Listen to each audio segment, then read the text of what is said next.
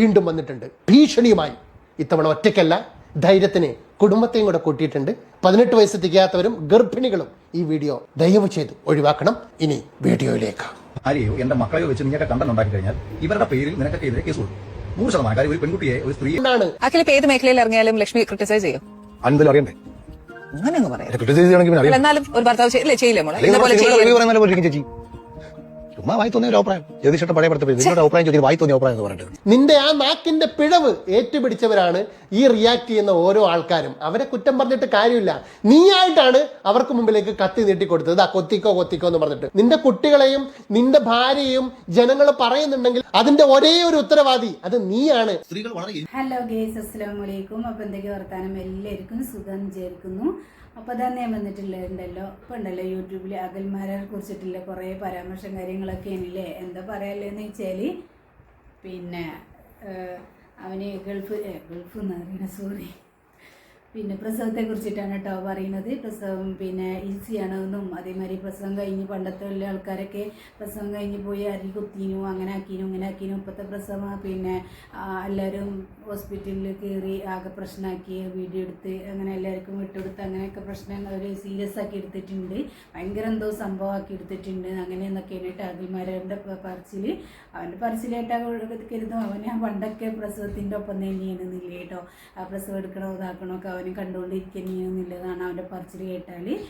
അവനൊക്കെ ഈസി ആയിട്ടാണ് പറയുന്നത് കേട്ടോ. എന്തൊരു ഈസിയാണില്ലേ, അനുഭവിച്ചവർക്കല്ലേ അറിയോ. അവർക്ക് ഇപ്പം എന്തറിയാനാ, ഇങ്ങനെ കാണണല്ലേ. ഇപ്പോൾ എന്താണെന്ന് വെച്ചാൽ ഇപ്പോൾ വീഡിയോ കാര്യങ്ങളൊക്കെ ആയിട്ട് റൂം ഷൂട്ടും കാര്യങ്ങളൊക്കെ ചെയ്യുന്നതുകൊണ്ട് എല്ലാവർക്കും എല്ലാ ആണുങ്ങൾക്കും എല്ലാവർക്കും അറിയുന്നുണ്ടല്ലേ ഇതിൻ്റെ ഗൗരവം എത്രയെന്നുള്ളത്.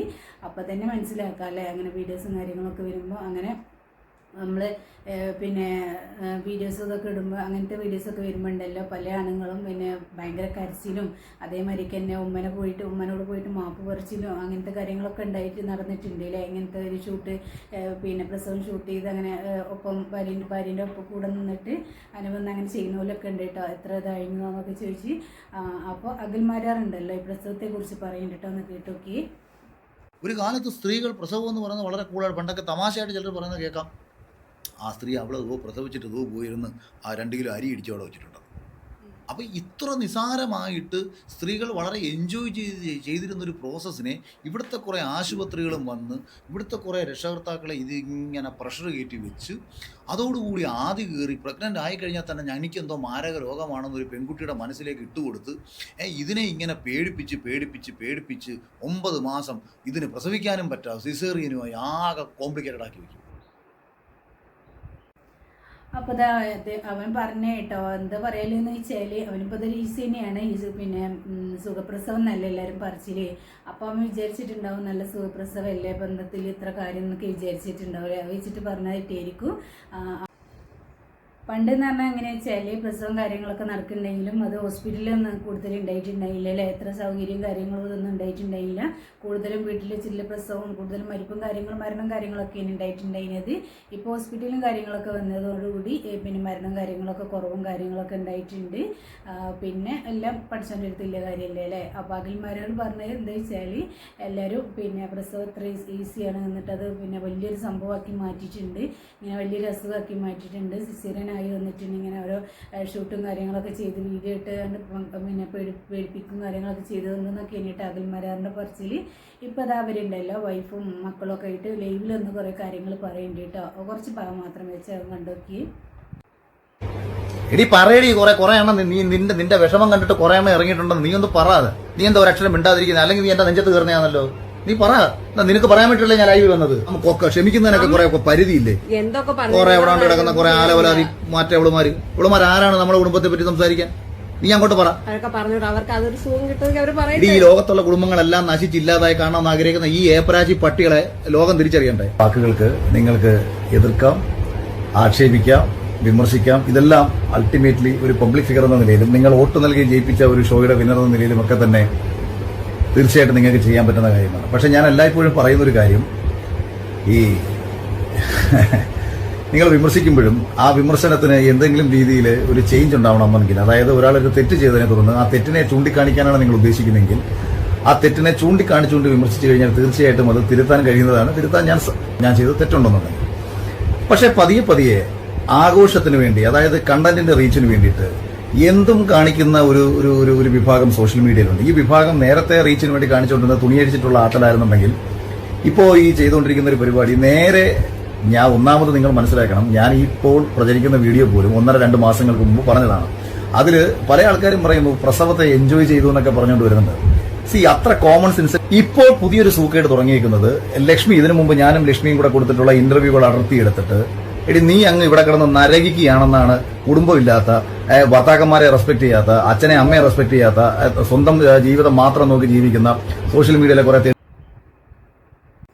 അപ്പോൾ അതാണ് കേട്ടോ ലൈവിലൊന്നും എന്തെല്ലാം അവന് പറയണില്ലേ, എന്താ പറയണ്ടേ എന്താണെന്നുള്ളതിന് നിശ്ചയമില്ല. അവനിപ്പോൾ ആകെ പെട്ടുപോയിട്ടുണ്ട് കേട്ടോ. പെട്ടുപോയിന്ന് വെച്ചാൽ ഇങ്ങനെ ഓരോരുത്തർ ഇട്ട് കണ്ട് അതിനെ റിയാക്ട് ചെയ്യും കാര്യങ്ങളൊക്കെ ചെയ്തതുകൊണ്ട് പിന്നെ ആകെ പ്രശ്നമായിട്ടുണ്ട് കേട്ടോ. ഇങ്ങനെ ഇപ്പോൾ സോഷ്യൽ മീഡിയയിലൊന്നും മക്കളെ മുന്നിൽ വെച്ചിട്ടാണ് അവൻ്റെ ഓരോ വാക്കുകളും കാര്യങ്ങളൊക്കെ യൂസ് ചെയ്യുന്നത്. അതിലൊന്നൊരു മാന്യതയും കാര്യങ്ങളും കാട്ടിക്കൂടല്ലേ, പിന്നെ മക്കളെ മുന്നിൽ വെച്ചിട്ട് ഇങ്ങനത്തെ ഓരോ കാര്യങ്ങളൊക്കെ പറയാൻ ഒരിക്കലും ഇങ്ങനെ പറയാൻ കഴിയൂലല്ലേ. അപ്പോൾ മക്കളെ മാറ്റി വെച്ചിട്ട് അവർക്ക് രണ്ടാക്കിയിരുന്ന് സംസാരിച്ചാൽ പോരെ, അതൊന്നല്ലേ കേട്ടോ. അവൻ്റെ ഓരോ വാക്കുകളൊന്നും കേട്ടാണ്ടല്ല നമുക്ക് തന്നെ എന്തോ പോലെ തോന്നും.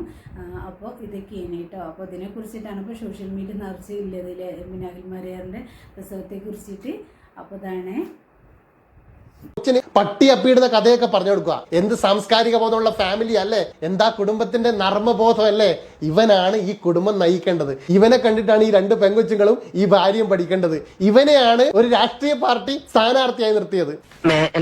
ഇങ്ങനൊന്നും ചെയ്യില്ല, 5-6 അബദ്ധമൊക്കെ എല്ലാവർക്കും പറ്റേ. പെട്ടെന്ന് നിന്റെ കയ്യിൽ നിന്ന് സംഭവം പോകും. അത് ഇവിടെയും സംഭവിച്ചു. പ്രോസസ്സിനെ അല്ല എന്നും അമ്മ എന്ന് പറയുന്ന മാതൃത്വത്തിന്റെ മൂല്യത്തെയാണ് ഞാൻ സന്തോഷപൂർവ്വം പെൺകുട്ടികൾ ചെയ്തുകൊണ്ടിരുന്നത്, സ്ത്രീകൾ ചെയ്തുകൊണ്ടിരുന്നത് എന്ന് പറഞ്ഞപ്പോ അത് മനസ്സിലാക്കാതെ വീണ്ടും വീണ്ടും വീണ്ടും വന്നിരുന്നിട്ട് ഒരേ ഒരു സൂക്കേട് തുടങ്ങിയിരിക്കുന്നത് ലക്ഷ്മി, ഇതിനു മുമ്പ് ഞാനും ലക്ഷ്മിയും കൂടെ കൊടുത്തിട്ടുള്ള ഇന്റർവ്യൂകൾ അടർത്തിയെടുത്തിട്ട് എടി നീ അങ്ങ് ഇവിടെ കിടന്ന് നരകിക്കുകയാണെന്നാണ്, കുടുംബമില്ലാത്ത, ഭർത്താക്കന്മാരെ റെസ്പെക്ട് ചെയ്യാത്ത, അച്ഛനെ അമ്മയെ റെസ്പെക്ട് ചെയ്യാത്ത, സ്വന്തം ജീവിതം മാത്രം നോക്കി ജീവിക്കുന്ന സോഷ്യൽ മീഡിയയിലെ കുറെ തെണ്ടികൾ പറഞ്ഞുകൊണ്ടിരിക്കുന്നത്. എന്റെ മക്കൾ പറ മക്കളെ, എന്റെ മക്കളും പറയും, എന്റെ ഭാര്യയും പറയും. ഞാൻ എന്തിനാണ് ഇവരെ ലൈവ് വിളിച്ചിരുത്തിയെന്ന് പോലും ആക്ച്വലി ഇവർക്ക് മനസ്സിലായിട്ടില്ല. എന്റെ മക്കൾ പറ, എന്റെ മക്കൾ പറ അച്ഛൻ എങ്ങനെയാന്ന് പറ. അച്ഛൻ ലക്ഷ്മി വഴക്ക് പറയാറുണ്ടോ? എന്തോ ഇല്ല, നീ ആണോ പറയേണ്ടത്? ഞാൻ പൊന്നിനോടോ ചോദിച്ചത്. എന്റെ മക്കൾ പറ അച്ഛൻ വഴക്ക് പറയാം. കാരണം എന്താണെന്ന് വെച്ചാൽ ഇത്ര ഈസി എൻജോയ് ചെയ്ത് ചെയ്യാൻ പറ്റുന്നൊരു സംഭവമാണല്ലോ പ്രസവം. എന്തായാലും പറയുന്നതിനൊക്കെ ഒരു ഇതില്ലേ, എന്താന്ന് പറയേണ്ടത് എന്താണെന്നുള്ളതൊരു ഐഡിയ ഇല്ലല്ലേ. അവരെ ഏത് പറഞ്ഞാലും പിന്നെ പിറ്റേസ് എന്തായാലും വേറെ ലെവലിൽ കേട്ടോ ഏത് സംഭവം എടുത്ത് നോക്കിയാലും. അപ്പോൾ കമൻറ്റിൽ എന്താ പറയുന്നതെന്ന് വെച്ചാൽ ഇങ്ങനത്തെ ആളെയാണോ പിന്നെ പാർട്ടിയിൽ അതിലൊക്കെ എടുത്തിട്ടുള്ളത്, നാടൊന്നാക്കി എടുത്തിട്ടുള്ളത്, ഇങ്ങനെ മണ്ടത്തരം പറയുന്ന ആളെന്നൊക്കെ ഒരുപാട് കമൻറ്റും കാര്യങ്ങളൊക്കെ ഉണ്ട് കേട്ടോ. എന്തായാലും അവന് ഒരു കാര്യം എന്താ പറയില്ലെന്ന് വെച്ചാൽ മക്കളെ മുന്നിൽ വെച്ചിട്ടില്ല ഈ ആവശ്യമില്ലാത്ത ഏത് കാര്യങ്ങളൊക്കെ പറിച്ചിട്ടുണ്ടല്ലോ ഒന്ന് ഒഴിവാക്കിയാൽ മതി അല്ലേ. അത് കുഴപ്പമില്ല മക്കളെ, നമ്മുടെ പറമ്പിൽ വന്ന് പട്ടികളെ തൂറി വെക്കാറില്ലേ, അതേ കണക്ക് കുറെ ആൾക്കാര് നമ്മളതങ്ങ് കോരി കളഞ്ഞിട്ട് അവന്മാരോട് ചന്ത എഴുതിട്ട് പോകാൻ പറഞ്ഞാൽ മതി. അതുകൊണ്ട് അതൊന്നും മൈൻഡ് ചെയ്യണ്ട. കോട്ടത്തലയുടെ അറിവിലോട്ടെ ഞാനൊന്ന് പറഞ്ഞോട്ടെ, ഞങ്ങളുടെ നാട്ടിലെ പട്ടികളൊന്നും ചന്തി കഴുകാറില്ലടോ. ഇനി എങ്ങാനും തൂറിയിട്ട് മാരാറിനെ പോലെ അതിലിരുന്ന് നിരങ്ങി മെഴുകാറുണ്ടോന്ന് എനിക്കറിയില്ല കേട്ടോ.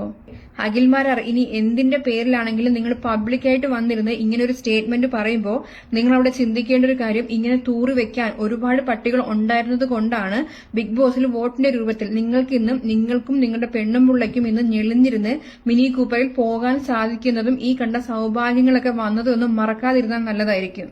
ഈ തൂറി വെച്ച പട്ടികളാണല്ലോ താങ്കൾ ഇത്രയും വളർത്തിയത്. ചില സമയങ്ങളിലൊക്കെ നമ്മൾ മാരാറ് അറിയാതെ ആണെങ്കിലും കോട്ടത്തലയായി പോകുന്നുണ്ട്. അഖിൽമാരാറിന്റെ കുടുംബം കലക്കിയിട്ട് ഇവിടെ ആർക്കും ഒന്നും കിട്ടാനില്ല. ഈ ലോകത്തുള്ള സകലമാന പെണ്ണുങ്ങളെയും ഒരുപോലെ ആക്ഷേപിച്ചതിനല്ലേടോ താങ്കൾ ഇപ്പൊ ഈ അനുഭവിക്കുന്നത്. അപ്പോൾ താങ്കളുടെ ഭാര്യയും മക്കളെയും പറഞ്ഞപ്പോ താങ്കൾക്ക് അങ്ങോട്ട് സഹിക്കാൻ പറ്റുന്നില്ലേ? നിങ്ങളുടെ അച്ഛനും അമ്മയും പാതിരാത്രിക്ക് കിടക്കുന്ന സമയത്ത് ഒളിക്യാമറ വെച്ചിട്ട് അത് കണ്ടന്റാക്കി ആഘോഷിക്കും. ചിലപ്പം അതിനുള്ളിൽ നടക്കുന്ന കാര്യങ്ങൾ മനോഹരമായ പല വിധത്തിലുള്ള കണ്ടന്റുകൾ കിട്ടും. അതെടുത്ത് വെച്ച് നിങ്ങളുടെ കണ്ടന്റ് ഉണ്ടാക്കി ആഘോഷിച്ചാൽ മതി. അല്ല താങ്കളുടെ അച്ഛനും അമ്മയും കിടന്നുറങ്ങിയപ്പോഴോ അല്ലെങ്കിൽ അഖിൽമാരാറും അഖിൽമാരുടെ ഭാര്യയും കിടന്നുറങ്ങിയപ്പോഴോ ആരെങ്കിലും ഒളിക്യാമറയായിട്ട് വന്നോ? നിങ്ങൾ കൊടുക്കുന്ന ഇന്റർവ്യൂസ് കണ്ടിട്ടും മാരാറിന്റെ വായിന്ന് വരുന്ന വിടുവായിത്തരങ്ങൾ കേട്ടിട്ടും അല്ലയോ ഓരോരുത്തർ നിങ്ങളെ ട്രോളുന്നത്.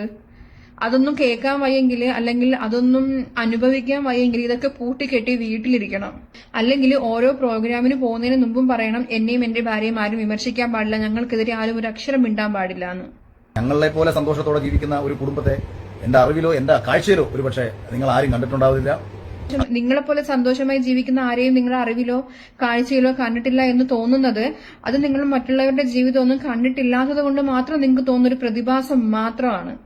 സത്യം പറഞ്ഞാൽ എനിക്ക് എന്നോട് തന്നെ പുച്ഛം തോന്നുക. കാര്യം കുറച്ചു നാള് ബിഗ് ബോസിന്റെ ഒക്കെ സമയത്ത് ഞാൻ ഭയങ്കര ഹീറോ ആയിട്ട് കൊണ്ടുവരുന്നത് ഈ ഒരു മനുഷ്യനെ. പറയാനുള്ളത്. അപ്പോൾ എന്തായാലും ഒരിക്കലും സുഖപ്രസവം എന്ന് പേരേ ഉള്ളൂ കേട്ടോ. ഒട്ടും സുഖപ്രസവമല്ല, അത് അങ്ങനെ ഒരു പേര് മാത്രമേ ഉള്ളൂ കേട്ടോ, മനസ്സിലാക്കുക. അപ്പോൾ അത്രയേ ഉള്ളൂ. അടുത്ത വീഡിയോ ചെയ്യുന്നതായിരിക്കും എല്ലാ കൂട്ടുകാരോടും. അസ്സലാമു അലൈക്കും.